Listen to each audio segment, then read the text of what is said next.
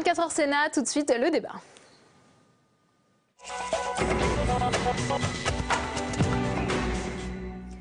Dominique Bertinotti, la ministre de la Famille, réfléchit à un statut de prémajorité pour les jeunes de 16 à 18 ans qui leur ouvrirait un droit de vote aux élections locales. Cette réforme pourrait intervenir dans le cadre de la loi Famille. Mais pour Marisol Touraine, la ministre de la Santé et des Affaires sociales, la réflexion n'est pas encore aboutie sur ce sujet. Alors qu'en pensent les premiers concernés? Voyez ce reportage de François Goulin.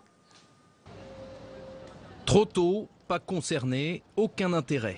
Les ados ne sont pas emballés par le projet du gouvernement, loin de là. Beaucoup estiment être incapables de se façonner une opinion politique différente de celle de leurs parents. Je ne m'intéresse pas du tout à la politique, vraiment c'est quand il va falloir que je vote, là oui je m'intéresserai à la politique, je commence à me forger une opinion. Mais à 16 ans on n'a pas forcément une opinion à soi encore. Ça voudrait dire que dans le discours des politiques, il faudrait qu'ils s'adaptent et qu'ils aillent sensibiliser les adolescents avec des arguments qui seraient plutôt absurdes comme ça à première vue, comme par exemple vous n'auriez pas cours le samedi matin, votez pour nous s'il vous plaît. Seuls quelques rares lycéens soulignent une avancée pour la jeune génération. Ce serait déjà un changement pour accorder plus de liberté aux jeunes qu'on n'a pas forcément aujourd'hui, avec souvent des politiques qui ne nous concernent pas. Ça forcerait sans doute les maires, les politiques de penser plus aux jeunes.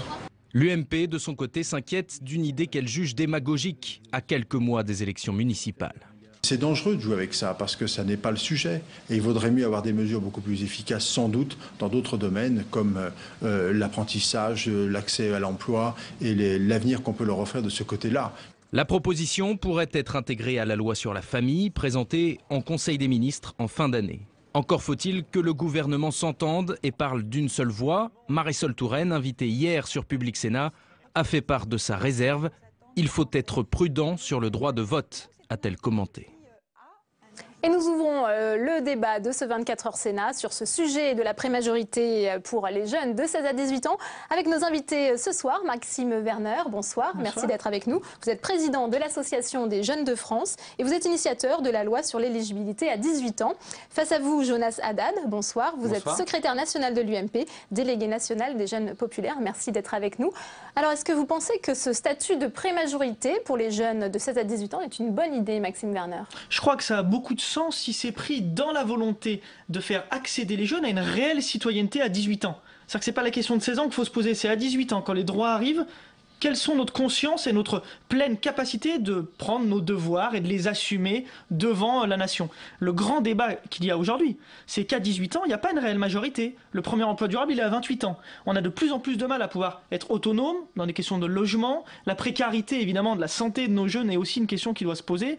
Et donc, le débat avec le gouvernement aujourd'hui, en effet, une prémajorité, c'est très intéressant pour donner une voie d'accès, un chemin vers la majorité pleine et entière.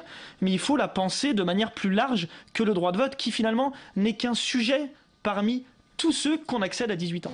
Jonas Haddad, une réaction, qu'en pensez-vous? Alors, c'est une piste de réflexion. Hein, oui, mais d'abord, le timing est extrêmement curieux. Après le droit de vote des étrangers, le droit de vote des jeunes...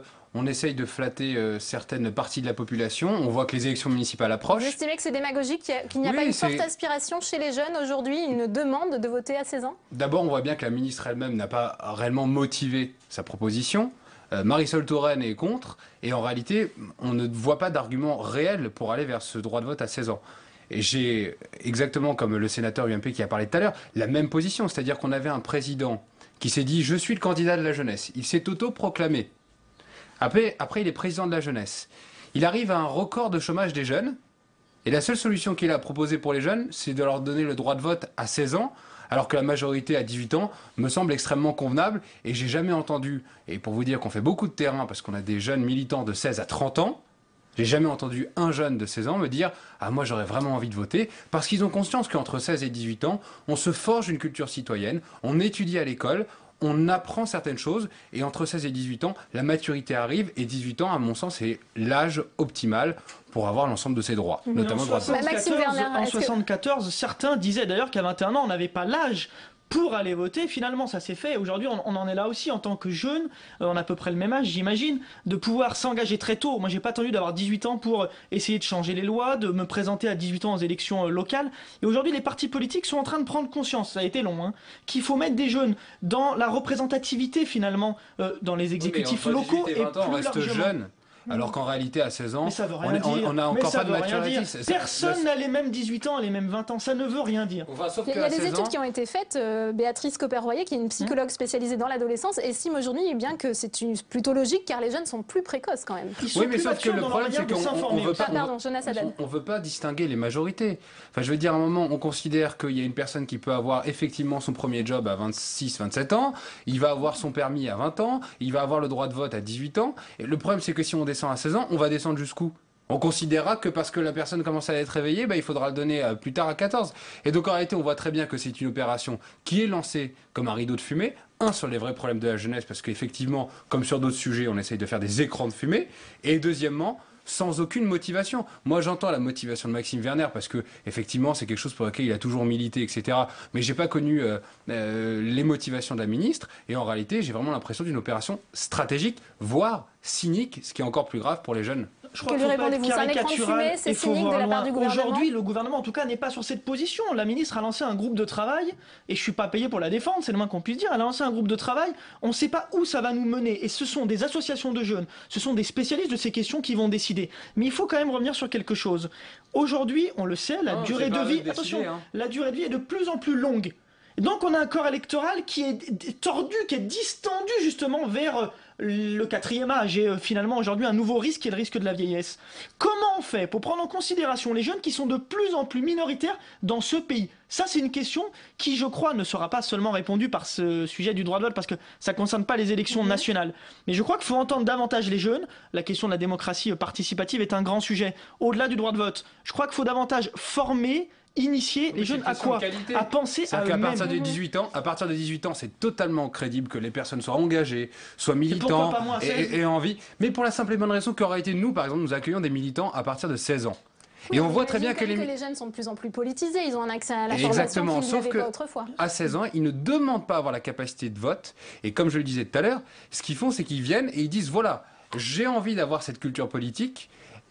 Aidez-moi à pouvoir l'appréhender, et comme ça, quand j'aurai 18 ans, je pourrai extrêmement bien faire notre choix. Moi, je vois très bien, il y a des personnes qui, à 16 ans, étaient communistes, et qui, après, à 45 ans, sont de droite. Et donc, en réalité, c'est extrêmement important d'avoir un minimum de maturité. Et alors, pourquoi? Parce que c'est extrêmement important, le vote. C'est pas quelque chose qu'on donne comme ça, comme pour les étrangers. Il n'y a pas de survote et de sous-vote, il n'y a pas de bon et de mauvais vote. Est-ce que vous avez l'impression qu'il y a une aspiration des jeunes à plusieurs reprises? Jonas Haddad a dit qu'il n'y avait pas d'aspiration de la part des jeunes de 18 ans pour avoir envie de voter. Le jour de mes 18 ans, je me présentais aux élections municipales avec une équipe de jeunes et je suis pas allé les trouver. Vous êtes président d'une association de jeunes de France. Mais en quoi est-ce que je suis exceptionnel? Je représente des milliers de jeunes qui sont comme moi. Je suis pas du tout exceptionnel. Il faut être très clair dans ce qu'on dit. C'est des questions passionnantes, c'est des questions de démocratie, de représentativité. Quelqu'un de 16 ans, si demain il a le droit de vote aux élections locales, sa voix vaut autant que celle de quelqu'un de 50 ans. Mais ma question est pourquoi? On imagine bien que vous, jeunes populaires, il y a des militants qui ont déjà 16 ans et qui ont déjà une opinion qui est forgée, qui sont prêts à voter. Ça, vous pouvez entendre cet argument. Mais qui ne le demandent pas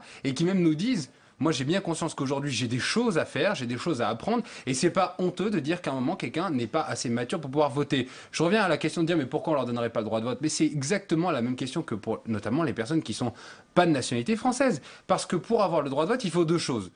Il faut d'abord avoir une maturité qu'aujourd'hui nous fixons à 18 ans. Et deuxièmement, il faut avoir une nationalité. Ça suffit pas de payer ses impôts et ça suffit pas de vivre dans un endroit pour avoir le droit de vote. Il faut être mature et il faut être français. Voilà les deux arguments sur lesquels on peut dire qu'en réalité, le gouvernement actuel, il tente des écrans de fumée, droit de vote des étrangers, droit de vote des jeunes et plein d'autres choses.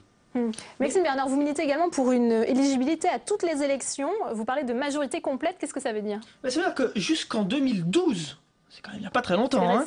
Il fallait avoir, et je le dis d'autant mieux au sein du Sénat, qui est une belle institution et qui se modernise d'ailleurs plutôt bien, 23 ans pour se présenter aux élections législatives européennes, c'est l'année prochaine, j'espère qu'il y aura des jeunes, et présidentielles, 30 ans pour se présenter au Sénat. Avant, c'était 35 ans. C'est passé à 24 ans. Sur quelle justification de nos amis sénateurs? Que c'est 18 ans plus un mandat local, 24 ans. 18 plus 6, Jospin, ça fait 24. bien sûr, Lionel Jospin, dans son rapport qu'il a remis au président de la République l'an passé, préconise que ce soit ramené à 18 ans. J'ose demander ici au Sénat, et je croise quand même quelques sénateurs, et je crois que ça viendra, qu'on puisse l'abaisser. L'idée c'est quoi? C'est qu'à 18 ans, Jonas Haddad le disait lui-même, on est mature, c'est ça? On a assez de maturité selon vous pour pouvoir voter. Bah, qu'on puisse pouvoir se présenter à toutes les élections. C'est la démocratie, et dans la société dans laquelle nous vivons, où il y a de plus en plus de désinformation, et finalement je dirais de manque de responsabilisation de nos jeunes, la meilleure chose qu'on ait à faire, c'est de leur donner des responsabilités, des droits, mais surtout aussi des devoirs et les moyens de pouvoir les exercer. Attention que je sois bien Très clair, rapidement, c'est parce que un le très débat touche à noble sa fin. combat. Vraiment d'impliquer les jeunes dans la vie politique, mais encore une fois, comme c'est un combat qui est noble, il ne faut pas mettre tout à l'intérieur, et c'est pas à chaque fois qu'il y a des mesures qui sont favorables aux jeunes qu'en réalité on doit y accéder, et en l'occurrence ce n'est pas nécessaire. Merci. Alors on a posé la question aux internautes du nouvelobs.com, notre partenaire. Élection locale, êtes-vous favorable à un droit de vote dès 16 ans? Ils ont répondu non à 85%, oui à 13% sur 224 votants. Merci à vous d'avoir été les invités de ce 24 Sénat. C'est d'ailleurs la fin de cette édition. À 22h, vous retrouverez Sonia Mabrouk. Et demain matin, vous pourrez suivre la suite des journées parlementaires du Parti communiste et d'Europe Écologie Les Verts sur les antennes des chaînes parlementaires à partir de 9h30. Bonne soirée à tous.